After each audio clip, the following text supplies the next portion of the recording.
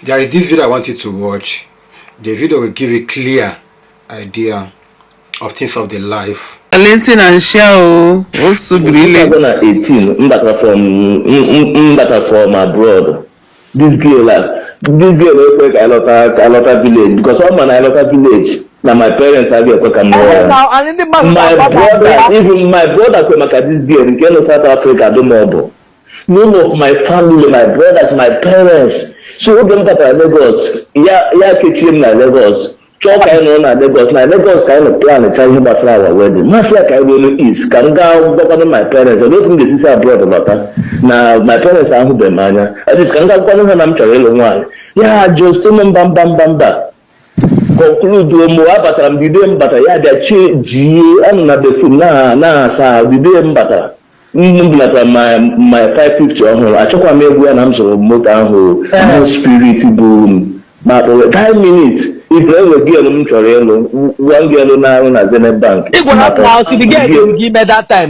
anọ m gị for time ozugbo amamọcha m ozugbo kpọrọ m na phone 2 days ngeji akwa 3 days ngeji lọta the girl si Port Harcourt bịa Lagos ma gbara ya flight ya bịa na-eche m na Lagos otu na mbatazie ka money I bido from there.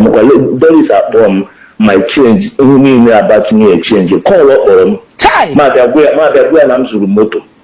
SN my senior brother go that time. SN my senior brother go 200,000 of the GBI the motor go over a lot of village.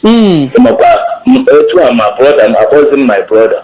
SN the quality is another money. That's the name to the motor. Says the address of the motor. No, Doris had not the motor. About a move. Call up or move. I'm not a child but because I tried earlier. Up a character. Plan me a change here. Like a back, I'm no way. Call. I'm telling you. Now, I can't hear that.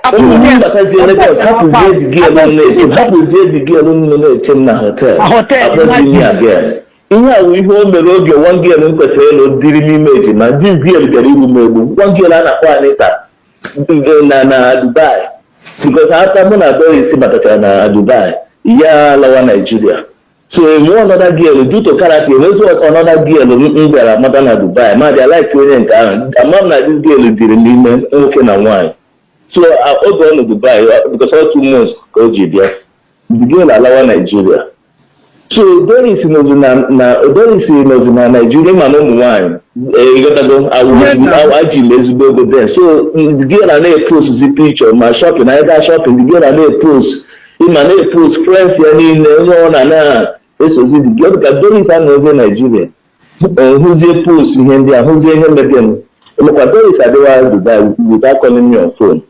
And hopefully that I'm going that house before Nigeria. Is Abia Dubai without calling me. That's straight to that house. Or they catching my spirit and I go map one at that house. Down with a new house. Doris are based at that flat, be happy at bed. We to hope that Namka Dukadia. That was it that Nama Pola there. Okay, I got on my phone. Sitting now to Dubai. And here was 2 days in Djibouti the gear airport.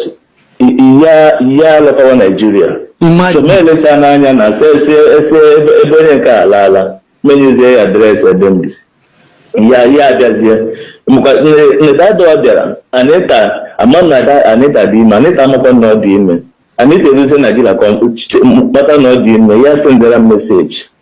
Message just send them now, and yeah, was it Doris who the first person go the message and me here a message that on my phone. Among now Doris saying Doris